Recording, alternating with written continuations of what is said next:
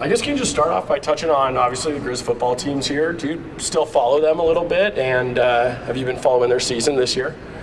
Yeah, for sure. Love, Bobby Houck and I, we go back a long way. He was actually our manager for our basketball team with Coach Montgomery, and we've been buddies for a long time, coached at Montana the first go-round. And I'm always pulling for the Griz, whether it's hoops or, women's hoops, football. We always keep an eye on it. Coach Andy Hill's been here with me for 9 years now, and we've got Montana in our blood. So it's going to be a fun night. Big game against Weber, and unfortunately my son is playing a basketball game further down south, so I won't be able to go. But it's quite an opportunity. These playoffs are cool, and wishing the Griz nothing but the best. All right, and like you mentioned, Bobby was head coach of the football team when you were there, 2004, 2006, correct? Yeah. I guess you guys were so dominant, both the basketball and the football programs. I believe you had a 42-20 overall record, beat Nevada 2006. Can you just touch on what you remember from those years how exciting was it at the campus when the football team and the basketball team were firing on all cylinders? Yeah, it's a great feeling when your school's doing well, and we're kind of in the same deal here at Utah right now. Our football team's playing really well. Our gymnastics team's one of the top in the country.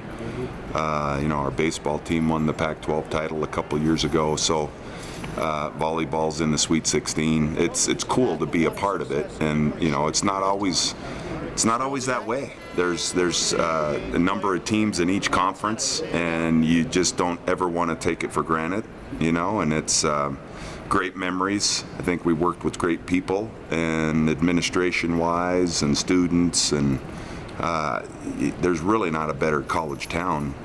Missoula's fantastic. So for us to have memories of winning and being in NCAA tournaments and national football championships and those types of things, I hope the fans there realize what a special deal it is. It's not a sense of entitlement, but it's a lot of hard work. It's a lot of good fortune with players and finding the right recruits, and riding the wave. It's fun.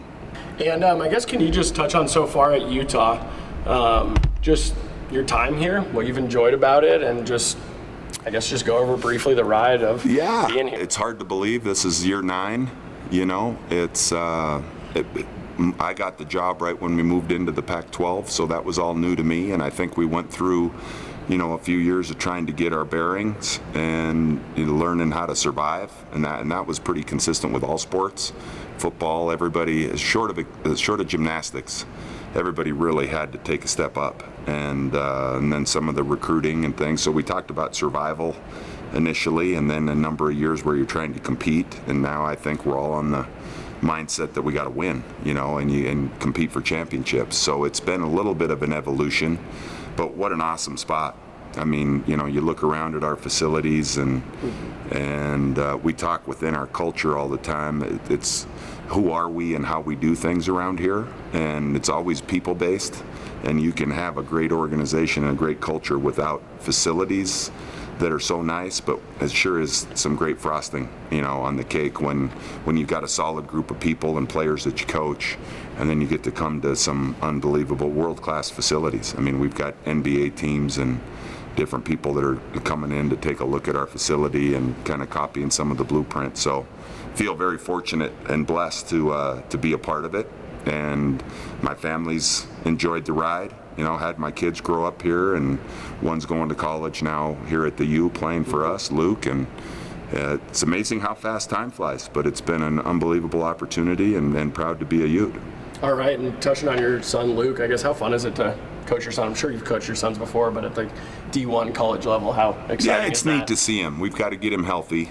That's the big thing right now. He's in the middle of a redshirt year, but he's starting to feel better. He's had a couple rough years with tendonitis, but it's awesome, and sometimes I forget. I come into practice, film session, and it's a bonus to get to see one of your kids on a daily basis. That's I've got another one that's off at Dartmouth, which obviously you don't see him very often. So love them all dearly, and it's neat to have somebody right there that's going through it and a part of it. Makes it pretty special.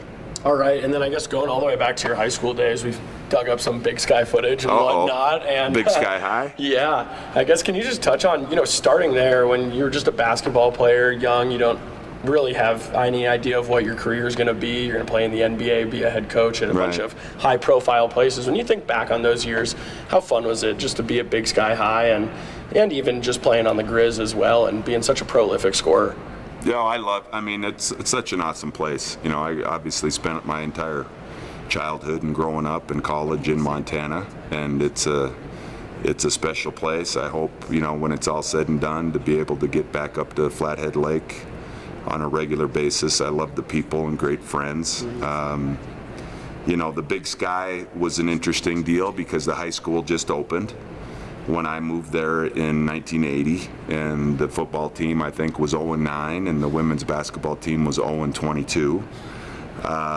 So it wasn't my first choice to go to Big Sky. I was moving from Shelby, and we had a little bit of a group of misfits, almost like the Bad News Bears, some of the cast-offs from the other high schools, and we ended up winning the city championship and sweeping Sentinel and Hellgate, and it turned out a heck of a lot better than we probably thought going in. Coach Langless was a great coach the whole time, and then just to be able to move, instead of moving again, be able to go to high school and stay in the same community with my brother, and not have that transition, I think was really, really big. It's a big part of it. I think it allowed me to take some steps earlier than maybe if I would have left the state. And you got to go through that process of, becoming familiar with everything. And I was just starting to get familiar in Missoula, and Coach Montgomery and Stu Morrill, our coaches, and the tradition, and we made good use of big men. We had a good tradition of developing big men, and it made really good sense for me to stick around. So I never would have predicted how it went. We just kind of stayed in the fight and got better annually, and caught a break when I needed to. But obviously basketball's been an amazing thing for me as a player and as a coach. I'm very thankful. And we dug up some old footage also of him talking very highly of you at post-game conference. Good talent, and made it into a great talent, and he's just worked so doggone hard to be a great player, and he's so inner motivated, and he wants to be so good, and he just continues to excel. He's so steady, and he works so hard. He's just been a tremendous basketball player, I think, for this league, for the state, and certainly I really believe that he's going to go on and will be a tremendous representative for Montana and our university in years to come. Do you stay in touch with Mike? And I do. just what's your guys' relationship? What do you talk about? Do you bounce stuff off of him? Yeah, Mike's done a bunch of work with the Pac-12 network, the TV, so he'll do an occasional game and we catch up. We are visit with each other, and I do lean on him for advice when the time comes. He's been a great inspiration for me. He pushed all my buttons the right way. Was kind of a hard driving coach, wasn't a touchy-feely kind of guy that was ever going to tell you that you'd ever really accomplished much. Kept pushing my buttons, and it worked really well for me. I played hard for him. I tried to do things for him, and he was kind of an extension of a family member, as some coaches are. And then he went on, Hall of Fame type of coach, has had great success. So part of that coaching tree goes all the way back to Judd and Brandenburg, and still really close with Stu Morrill, who was at Utah State for a number of years, and he's retired now. So those good people, and super lucky to have had a chance to be coached by him.